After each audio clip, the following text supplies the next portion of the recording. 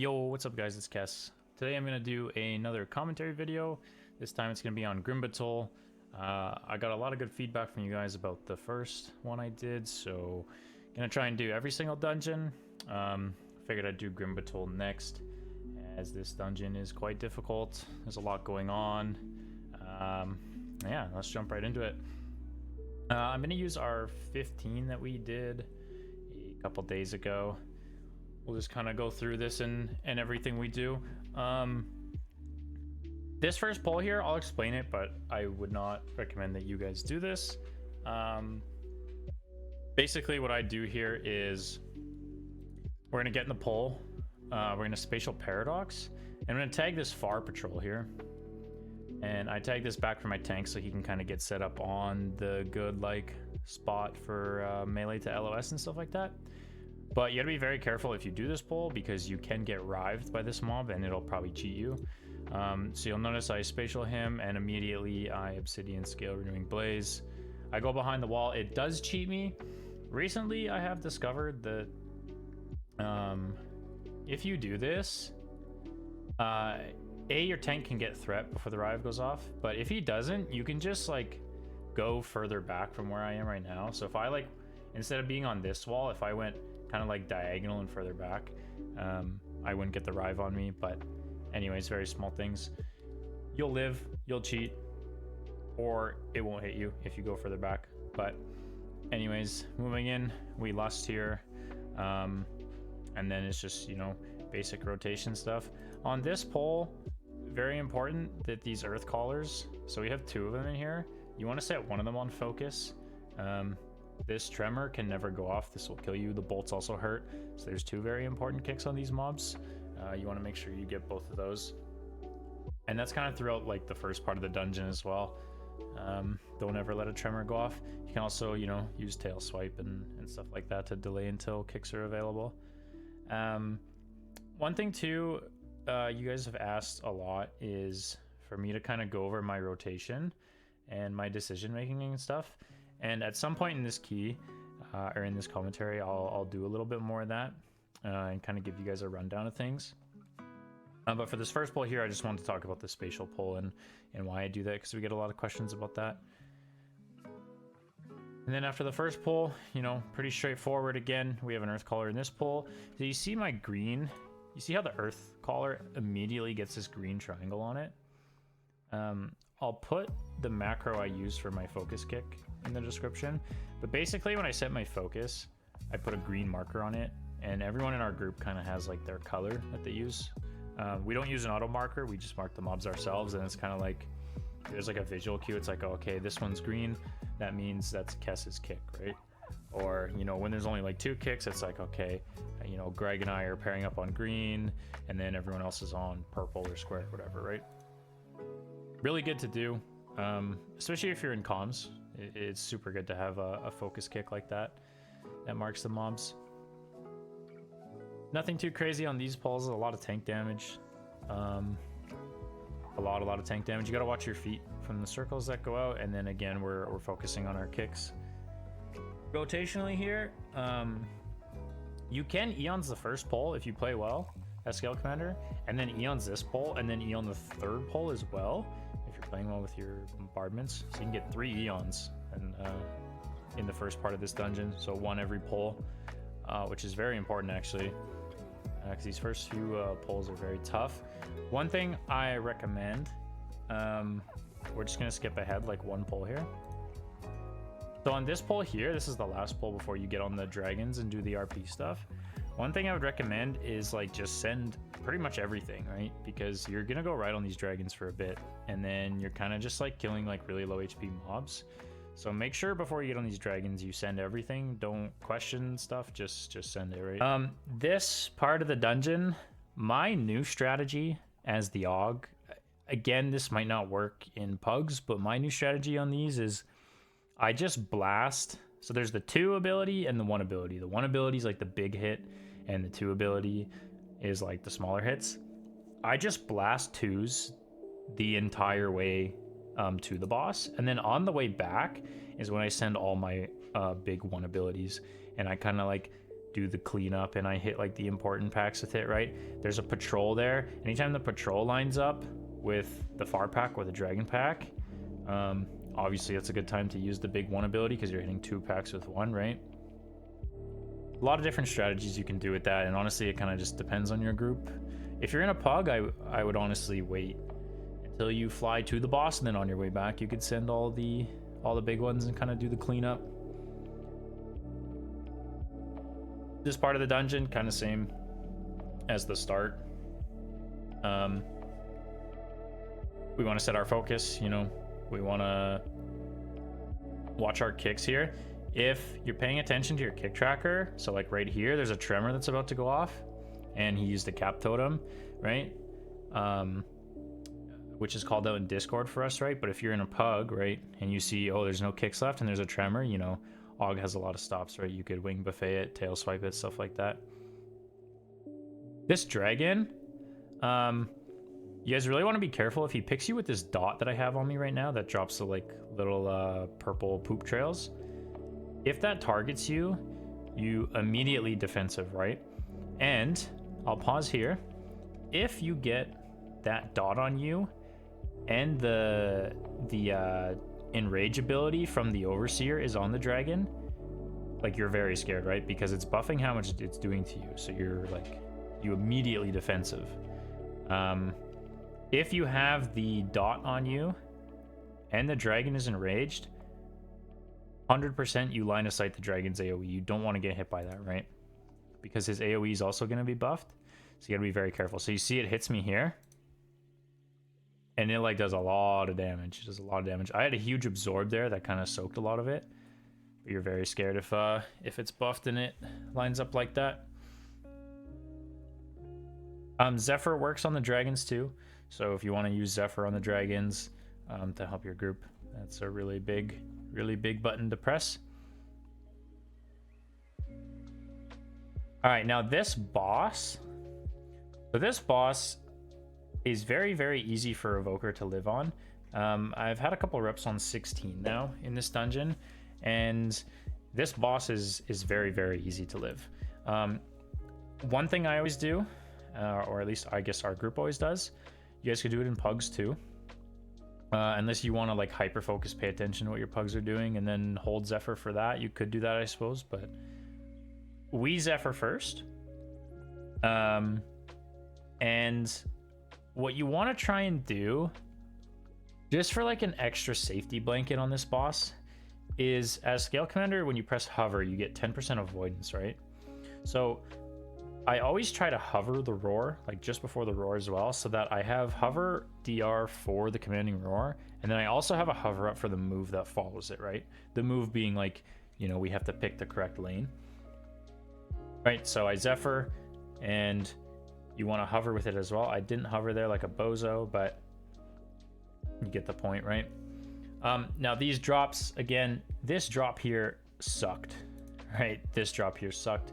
We want to try and fill in these corners and stuff and like this, you know, the edges of the room. So try and be considerate with your drops because it does matter. Now, Skull Splitter is the tank mechanic. So you see how Yoda's frame is highlighted pink here? That means Yoda has a bleed on him, and then you can see in the bottom left that there is 3 stacks of the bleed. So as soon as the 3rd stack is applied, you want to go ahead and cauterize this. Super, super easy. But yeah, make sure you're paying attention to that because this tank buster absolutely slams the tanks, and you can clear it every minute or so, right? So yeah, focus on living with defensives. Pay attention to your chrono shield too. So on that one I had a chrono shield and I used rescue. So use like 2 very small things to live that.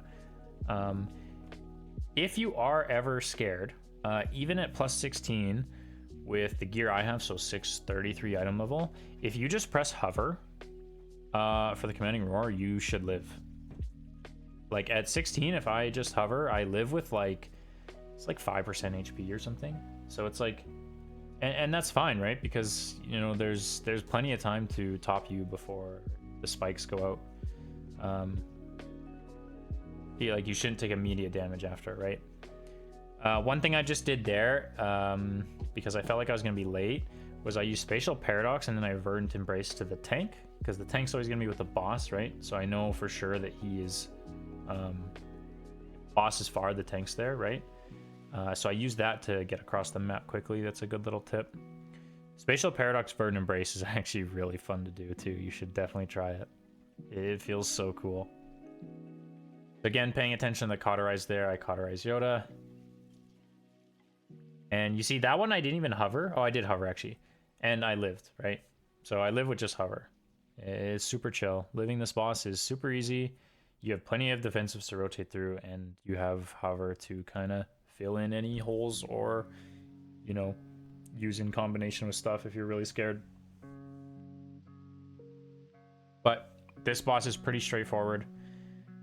Honestly, the biggest thing, like your uptime on this boss sometimes sucks, especially as the keys go higher because you have to hover for DR, right? But do your best to like kind of plant and cast as much as you can and minimize your movement. It's very tough, but again, you can use a spatial or time spiral and hovers and stuff to fill in any gaps. And then we use one more Zephyr to end the fight there. You always want to use it first, I think is best, because then you get the extra use in the fight, right? We're just gonna skip ahead here to the next pull. Now this pull here, okay, there is a lot going on. So immediately I set my focus kick to green, right? So I have a focus kick set, and we're gonna get this downstairs pack in. Now, obviously you guys might not do this, so I'm gonna kind of pause and talk about these separately. So on the left side, we have an Earth Caller, which we talked about at the start. And then we have these Flame Shaper or Flame Render guys, whatever they're called. These do a frontal and a very, very bad tank buster. You want to be very careful with using your stops on these tank busters because your tank is probably planning to live them. I have run into cases where I have used my Eon stop on this and it's actually ended up like harming Yoda, right? Because he's committing a defensive to it, it gets stopped, and then he ends up dying, and then he's obviously upset with me because, you know, I pretty much killed him in the sense, right? In game, of course. So be aware of that. Be careful with that because your tank probably has a plan, and then if he has a plan and then you stop it, you know, you'd kill him, right? So make sure that goes off first before you send any big stun or stop, right? So we have those. We have the Earth Caller, which has the Tremor Kick that's really important, and the Bolt. And then these guys on the right, we have a Bolt on each of them, and they have the Seer Mind, which stuns you, right? It's a channeled stun. Stops are really good in this pull. If the channeled stun starts and you use a stop to cancel it, it won't recast it, right? Because any channeled sort of ability stops still work on if the channel starts. And then the big guy has a really large AoE hit right here, Molten Wake, and he has a really hard hitting tank ability. So Molten Wake is going to happen, and it puts a dot on you. So immediately, right, I Obsidian Scale Renewing Blaze, and because it's a dot mechanic, right, the Renewing Blaze is really OP. You can Zephyr this, you can hover it as well. Those are very good. One thing I like to do, I don't think I do it in this specific key. I think it's more of a recent thing I started doing. Is once it's only the giant left, and this is very important, you don't want to do this when the other stuff is alive, but when it's just the giant, the Lava Fist ability, and yeah, you can laugh at me for how I say that word. Apparently I say it funny. It hits the tanks really hard. So like the last one or two, right, he's at 30%, so he probably gets one more off. I like to rescue the tank for the Lava Fist. Again, just gives them some comfort. The ability hits really hard. It's probably one-shot a lot of the tanks in your keys. So just kind of pay attention to that. That's something good you can do. And then moving forward, again, there's just like 3 of these pulls, right? So it's all the same, and you can kind of get into a good groove with things. But the Renewing Blaze and the scales is really important.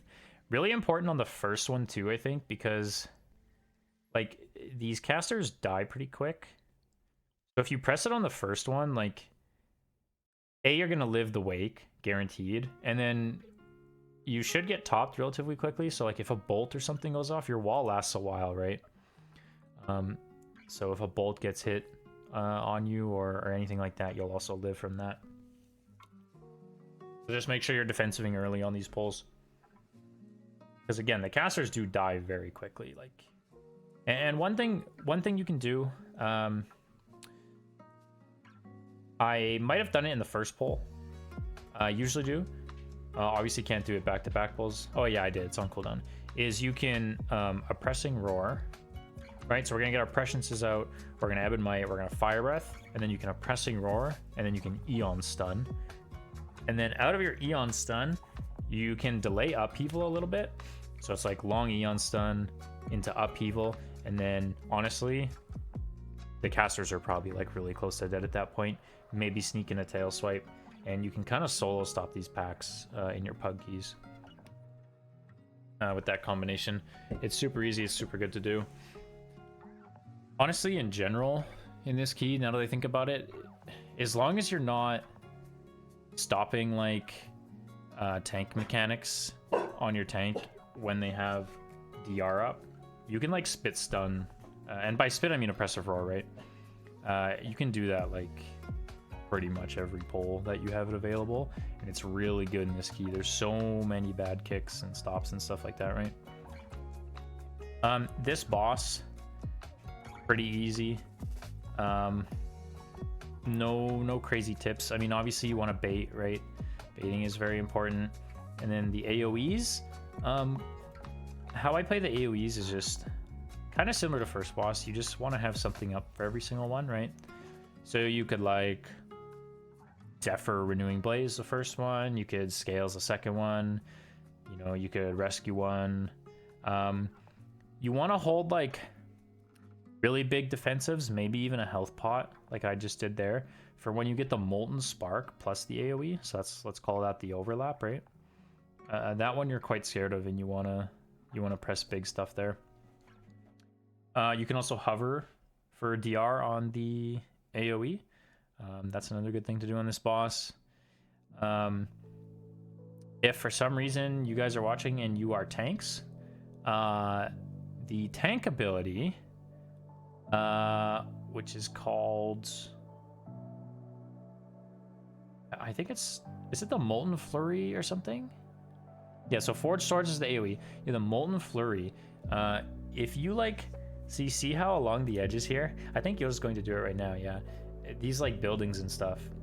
If you LOS the cast as the tank, he won't recast it, and you can skip the ability. I'm pretty sure that's what Yoda's going to do here.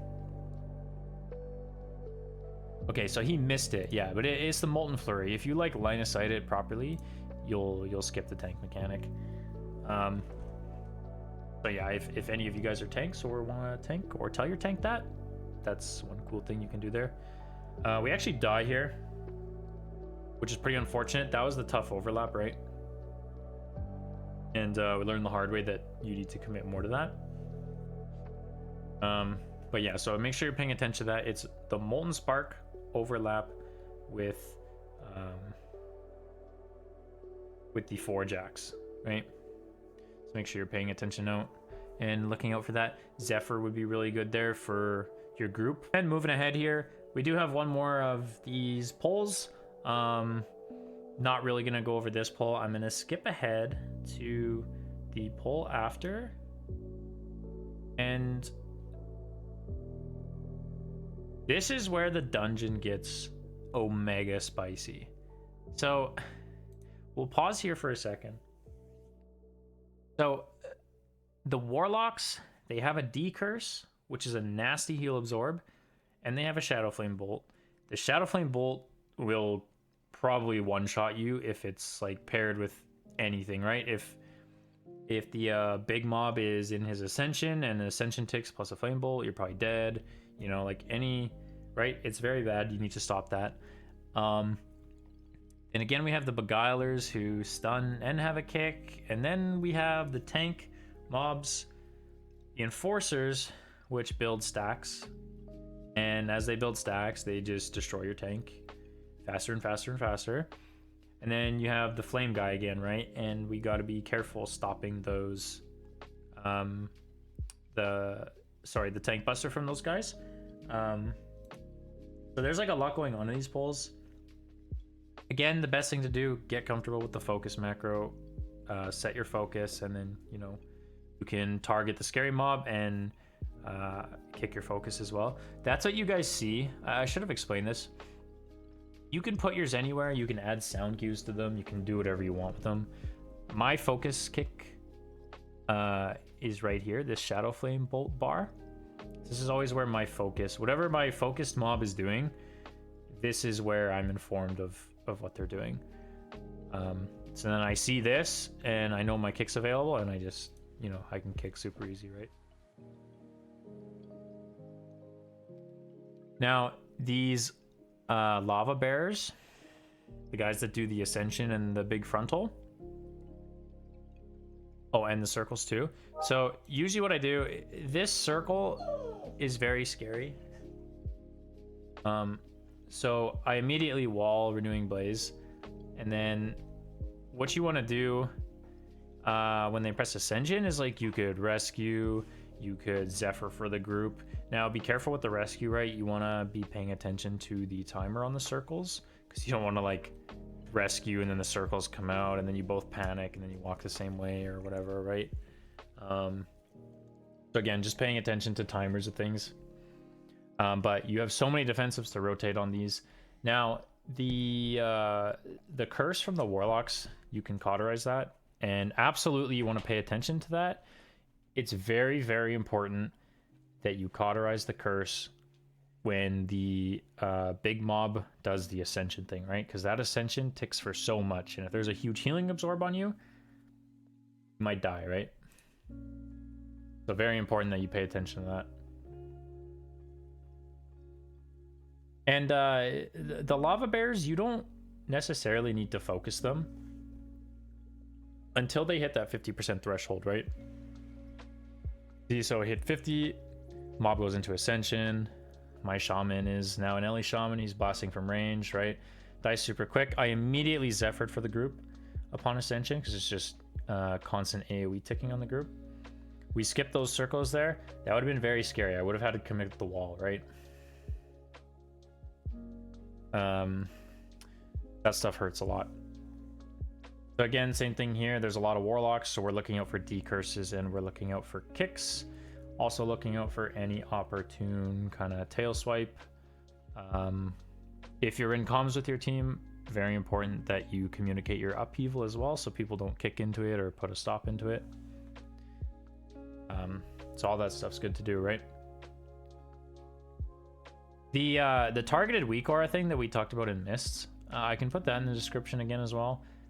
That is like a lifesaver in this key, right? Because there's so many kicks and all that stuff like going at your character. So it's very important that you pay attention to that stuff. And yeah. Oh, right here. Right here. Again, probably don't do this in your pugs unless they ask you for it. But what I do is there's a lava guy on the bridge, and I'm going to spatial pull him for the tank so we can just plant and get going on these 4 mobs. And he shows up, he does his big frontal. And as always, when you press Spatial Paradox, just be aware your Fire Breath animation, like the cone when you're casting it, it doesn't show that it's a lot bigger than it is. But it 100% is when you press spatial, and you could pull mobs very far and wide with a spatial Fire Breath, so be very careful with that. Circles come out, I have instantly Obsidian Scales, right? I cauterize, right? That's another thing we're looking out for. The curse on this pull, this kind of gets out of hand. Like, all these pulls are so hard, and there's a lot going on. Like, your defensive gameplay here matters so much. As well as, like, this is a very good time to use the evoker utility kit. Our Zephyr, our tail swipe, you know, our kicks, our cauterizes, all that. Yeah, super good. We'll just fast forward through these reses. And this is kind of the same pull here. I want to skip ahead to... Yeah, I think it's this pull here. So this pull, again, is sort of the same idea. This one's tricky because we have a lot of warlocks, so we have a lot of curses, we have a lot of kicks, and then you have beguilers and the tank mechanic guys, right? So again, we don't want to stop the tank mechanics, the slashes. You want to be very careful with that because your tank is committing. So right there, Yoda was actually in bubble and a knockup happened, a thunderstorm, making it recast the slash outside of his bubble, right? So we're actually very lucky that he lived. So just try and be aware of that stuff. Again, this pull is very hard, so focus kick, very important. I am honestly going to hoot and holler about a focus kick over and over and over and over. If you want to be good at Mythic Plus, get comfortable with a focus kick. It is a lifesaver. It's going to make you a lot better of a player. Highly recommend it. These two mobs here, we skip them. You guys will play them in your pugs a lot, probably. So I'll kind of pause here. If you guys pull those two mobs, take initiative, mark one skull, push one down, kill it, right? Defensively, again, you can use Zephyr for your team, you can use Rescue for your team. Just be aware of the timings on the circle mechanic.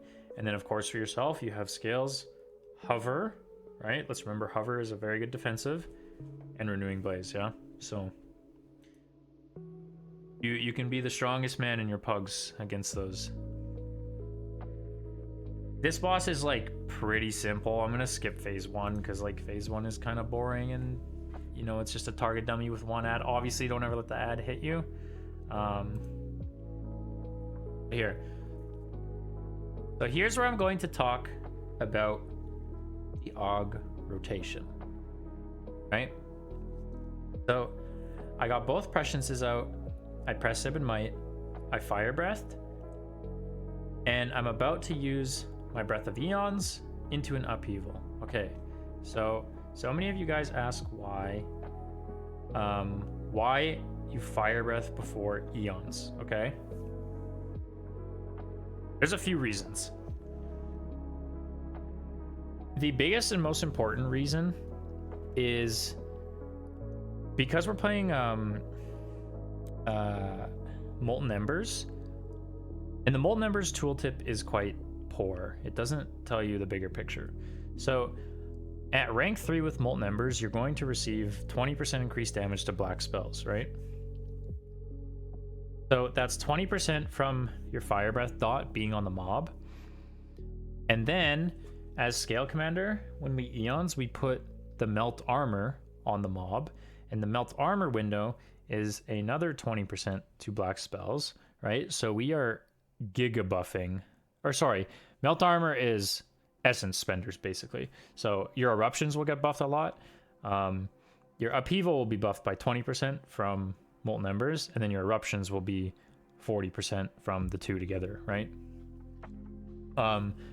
Plus, if you're playing Eon's Lust, Plot the Future, you are going to just be absolutely blasting eruptions paired with Imminent Destruction because they cost 1. So you basically just have like 12 seconds of where you're just eruptioning into like crazy damage amplifiers on your black spells, right? And again, the upheaval after the Eons is because the upheaval is going into the Molten Embers buff, so it's being buffed because it's a black spell. So it's being buffed by 20%. You're probably playing the talent where it does 50% more damage to the main target, right? So at that point, upheaval is the most damage you're going to get out of a global. So you're dumping that into the Eons window, right? Very important. So yeah, we're fire breathing before because we're getting all these damage amps on black spells into our Eons window, into our Lust window, right? Because we're playing Plot the Future. And another reason you do it before is if you do it during, think about how long it takes to max charge a fire breath, right? It takes a long time. It takes a lot of globals. Now think about how many lost eruption globals that is into those damage amps, right? So you want to do it before, then eons, then upheaval, and then eruption. And then we're taking advantage of all these modifiers and the plot the future lust, right? It's a very important window for your damage. Very, very important. If you have a Spy Masters, you're going to do the same rotation. Only difference is, so we're fire breathing, then we're breath of eonsing. When you land from breath of eons, so before you press upheaval, it's land from eons, Spy Master, upheaval, eruption, eruption, eruption, eruption. Right? So fire breath, eons, upheaval, and then we're just spamming eruptions here. Now, oh, I can pause here, and then I'll let this rotation play out. The Twilight Buffet ability, that's like the only part of the fight you're scared on. There is a curse on this fight, you can cauterize it. It's not the biggest deal to cauterize. Your healer should heal it up pretty easy. It's, you know, doesn't matter too much, but if you want to help out, you can. This, again, you can hover for every single one. Very important you hover for every one, because A, you can keep casting while he's knocking you around, and then you can like glide cancel it so you stay within range to keep casting. And it's also going to give you DR, and then again you can just rescue Zephyr, Scales, right? Just get into like a, it doesn't really matter how you do your defensives, just get into a comfortable rotation that works for you, right? As long as you're pressing a button and not dying, you're good. One thing you can do, it looks like I'm about to do it, I honestly don't know if I screw it up. I might screw it up, but one thing you can do is the moment the knockback happens, you can rescue your healer back to the ground, especially if it's a disc freeze, because then they can like get back to casting, right? Because they can't really cast and move. So you could like rescue them back to the ground immediately, or you could spatial paradox them so they can keep casting too. And if you are playing with a disc priest, very important to play spatial. Right, so quick little pause here. That was for defensives on this fight. Now I want to get back to the rotation thing. There, perfect, I executed it. So in your eons window, you guys are going to run into a scenario. I actually just started doing it here. You're going to run into a scenario when you have eons up and all your empower spells and everything, right? You're going to do your eons rotation, and you're just going to keep extending your ebb and might through eruptions and stuff, right? And then your next set of empowered spells is going to come up, and your next ebb and might is going to come up, but you're going to be in the current ebb and might, right? One thing you can do here, once you get more comfortable with it, you can send the second set of empowered spells in the first ebb and might and keep it rolling for a while. But you're gonna reach a point where, depending on like essence burst procs and stuff like that, you're in the current ebb and might, the next ebb and might is available. What do you do? Right? I like to keep the current ebb and might going for a bit, and then in my head, I'm paying attention to my essence, and then I tell myself like, okay, my next one's available. I can keep this one going for a bit, but then when I'm around like the 4 or 5 second mark, I don't want to completely waste all my essence trying to extend the current ebb and might, right? That would be very, very bad for the future ebb and might. So what you want to do, and what I think is very valuable to do because momentum shift is so strong, is I'm going to let the current ebb and might fade out, and I'm just going to cast Living Flame for like 3 to 4 globals. And what that's going to do, you can see it over here in my tracker. So I casted 2 eruptions and then a prescience, and then I'm like, okay, I don't want to spend any more essence in this current ebb and might because my next one's available. So I'm just going to start building for the next window, right? I start Living Flaming in hopes of building essence bursts. So then you can go into the next ebb and might with plenty of resources to spend. Because the biggest mistake I see you guys do is you just completely dump everything into that current ebb and might, and then going into the next one, you have nothing. So what you guys will do, and I'll see it in your like log cast sequences, you'll press ebb and might, and then you'll press Living Flame for like 4 globals, because you have no essence, right? You're always trying to basically like thinking ahead and planning ahead. Because essence bursts, right? So right here, I press up and might, I fire breath, and these I don't even know what you call these colorful things on the side of my character. These mean I have essence bursts. And again, essence bursts, when you consume them, gives you momentum shift, which is 5% intellect to stack. I have 2 stacks of it. But you can keep extending the 2 stack, right? So it's a lot, just more damage, right? But very important. When you're in the Eons window, you know, send your Eons, send all your damage, keep blasting that Ebon Might. You're gonna be in it for a long time. The next Ebon Might is going to become available. Pick a time in your head when you have like 1 or 2 essence left and you're around like the 4 or 5 second mark.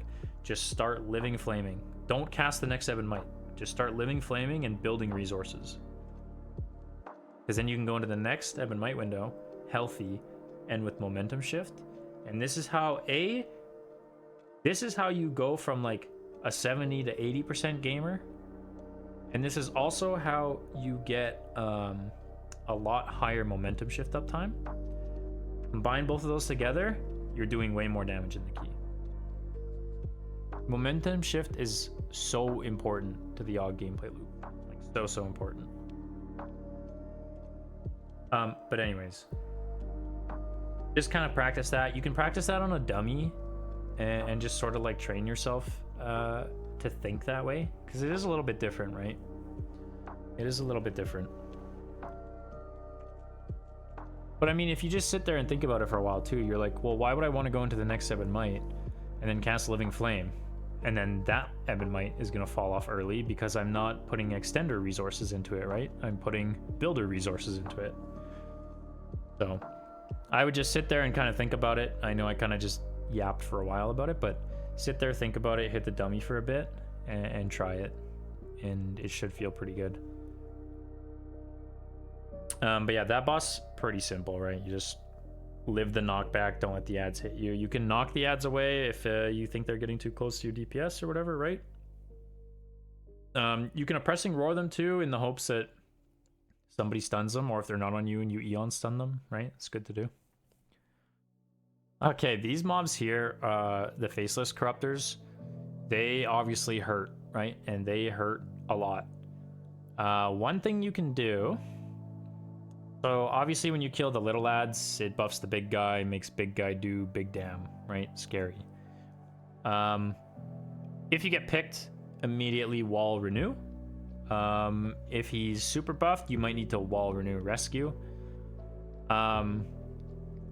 If you're kind of thinking ahead, right, because you fight several of these in a row, if you're thinking ahead and you're like planning your defensives and you're like, okay, I am quite weak, right?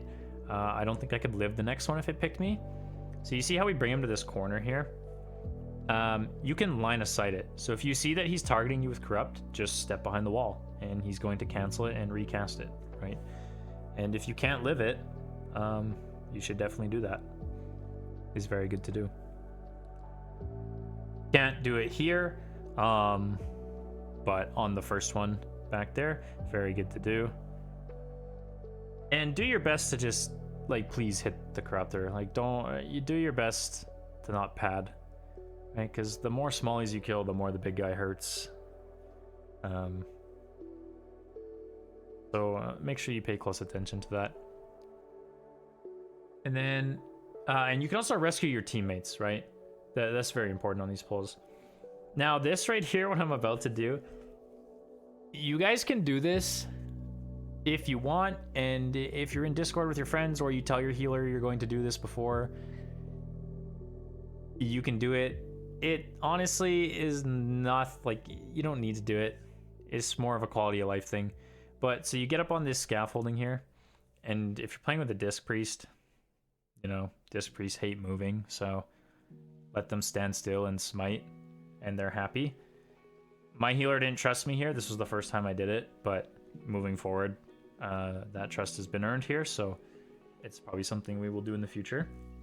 You can get up on this scaffolding, and you can rescue someone up here, and you don't have to worry about the puddles below you. Just stand there and AFK. Yeah, it's kind of nice. You just get a payphone, you know, sit back, relax, hit eruption. It's great. And you just watch your team kind of suffer down there. And if someone gets mind controlled, you just laugh at them. Anyways, nice little spot. You don't need to use it. Don't grief anyone by using it. Don't surprise anyone by using it. Make sure you give them a heads up if you're going to do it. But yeah, something you can do. And then moving into the last boss here. So this boss immediately does AoE like 5 seconds into the pull. So again, because we want to get multiple uses of big group defensives, immediately the first AoE, I Zephyr Renewing Blaze. Super easy. That paired with any healing that your healer is doing should be enough. Now the Abyssal Corruption, the moment you see yourself get hit by that, you press Obsidian Scales. If you have Renewing Blaze up, press it as well. Like that thing hurts, right? So the moment it's on you, big defensive. Try not to pad on these little guys until the AoE is done, because if they die before the AoE, they buff the Void Surge. This AoE is not too bad. You know, I think in this case, the Void Surge, you can probably just like rescue and use small stuff. If there's no group defensives that go out, you could Obsidian Scales again, but I just got the debuff, and then we go into the Surge. So if I would have Scales there, I would have had no Scales, right? So just kind of, again, be aware of whatever rotation you're doing in your head. If you do Scales and then Scales again, and you're out of Scales, you just make sure you're thinking, okay, what's next? I have a Zephyr available. I have a Rescue available. You know, if yes, then I'm okay. If no, well, maybe I have a health pod or, right, something. Just have a plan. But this boss is super straightforward. Again, Evoker is very strong. Very, very strong. And you can hover almost literally every mechanic this season. If the group is taking damage at the same time, you can hover it, right? You can hover it, and that is just 10% avoidance, and that is a defensive. If you're not playing with a Disc Priest, I strongly suggest you take Time Spiral, because again, if you're like, oh heck, I don't have a defensive here, oh, I have Time Spiral, let me Time Spiral and hover. You know, at least you're getting some DR, right? It is very strong, and you should be using it, and you should be thinking about it. Yeah, that's pretty much this key. Honestly, there's so much going on in this key. Defensively, it's not too bad. Like, let's put it this way, right? All the planned damage profiles, right? So all the expected damage, you know, boss mechanics, dragon AoEs, whatever, is either like, you know, you can line of sight it, or you know what's happening, so you can plan your defensives, right? The unexpected stuff, you know, kicks going off, that stuff is going to be hard to react to, right? Again, that's where the targeted spells weak aura comes into play. If you see yourself getting targeted by a kick, you don't think it's going off, again, you have choices, right? You could let it go off in defensive. You could mix in a tail swipe. You could kick it yourself. You know, you could upheaval it. You could knock it back. Stuff like that, right? So just we're being aware of what we're targeted by and how we can respond. But then the bosses, you honestly should have no problem living them. Very, very easy to map your defensives out in this key on the boss fights. But yeah, there's a lot going on. There's a lot for you to think about. Really, really, really, really important, though, that you're aware of your cauterize in this key. The first boss, your tank can die if you don't cauterize. If you're not in a Discord call, try and pay attention to your tank's defensives and then cauterize in between. It's hard, but do your best. And then make sure you cauterize the Warlock Curse, because that thing sucks. But yeah, thanks again for watching, guys. I'm gonna do every single dungeon now at this point. I just freestyle one take these because I want it to be organic. I want it to be what I'm thinking, what I'm doing, just kind of working through it naturally. I'm not gonna release a guide for the season. I'm just going to do all these dungeons now because I think that's just a better way for you guys to learn AUG and learn the dungeons at the same time. Yeah, so let me know down in the comments what you would like to see me talk about in the next videos. If there's anything I'm missing, if there's anything you want me to improve on, anything you want me to talk about more, I'd love to do that. So just let me know. Hope you guys enjoy it, and I will see you in the next video. Peace.